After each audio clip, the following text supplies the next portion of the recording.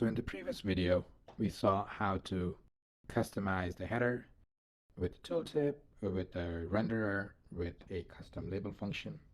In this video, we'll continue down our journey of customization. One of the things that you can use to customize is pure simple CSS classes. So if you look at the CSS class that we use here, we can copy this class, go into our app.css, paste this in, and let's say instead of a gray circle, we want a blue circle. We save that, and as you can see, the circle is blue. Now,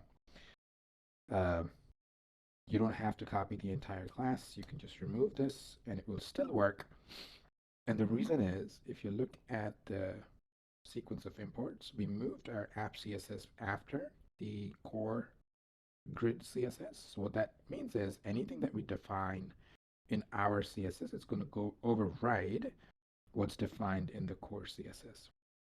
I would encourage you to take a look at what's inside the core CSS because it's a very good mechanism to customize a lot of the look and feel of the grid just using pure CSS. And there's an example of this if you go to the website. There's an example if you go to the website, click on the demo, and on right here on the CSS styling, here's some custom styling that we've defined here. And anything that you see in here in the CSS is customizable. So that's a nice, easy way to customize the look and feel of the DataGrid. Additionally, let's continue on our journey of going through the tutorial. So we defined basic headers, but there's also a mechanism to group headers. So let's copy this and let's paste this into our app.tsx. Let's see what that does. So as you can see here, this moved all of the address columns inside the address group header. And one thing to notice here, the first column here, the parent column, is the column that's going to be visible when the header is collapsed or expanded. So when I collapse this, this is the column that's going to be visible. So, so yeah, this allows you to nest columns within each other, and you can go as many levels deep as you want, but typically we recommend not going beyond 3 because it just makes the header too big. So let's continue into the next example. So just like you can customize the headers, you can also customize the grouped headers. So here in this example, we are customizing the group header. It's called the group renderer using a React component. And again, you do have to mark this as always available because this object, this node object, you're going to get this for all different kinds of renderers. This is like a base object that every single renderer gets, and not all renderers have columns. Like the toolbar is a renderer, but it doesn't have a column.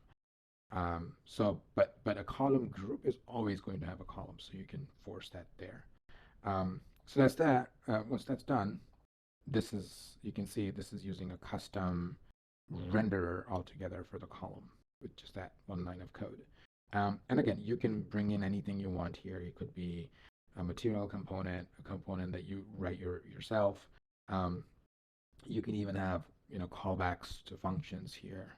There's examples of this in the demos. If you go here under material, there's a custom header group renderer. So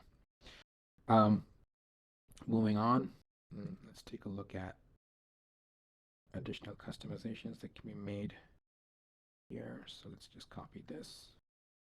And this is also an example of, so we use the group renderer. Just like the header has a label function, the group renderer also has a label function. So instead of returning a React component, we're returning a string here. So that's a string. So moving on. Let's take a look at this. What do we have here? So this one, I believe, is an example of how to use the style function. And there it is. So let's copy the style function. We're going to have to tweak this a little bit because we're moving this from JavaScript to TypeScript. So a couple things. First, we do need the import. So control space on the import. So that's the row type. The class names, again, this is going to be class names. This is going to be blank for something, so we're just going to ensure that it's there. You could always just do and something like that. But we're just going to, for the purpose of this video, we're just going to mark this like that. This is also complaining because it always needs an object. You could just do this and that should be okay. So you can see now you have colors, and you could always have different colors for different types. But again, this is not the only way of doing this. This is one way of doing this. You could do it with CSS, kind of like we talked about earlier. And there's also an example of that here under CSS styling.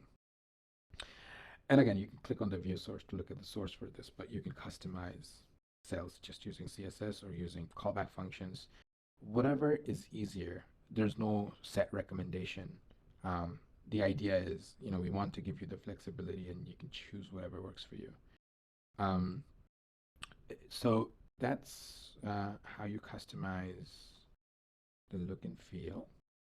And again, there's some examples here of how you can use CSS to customize this.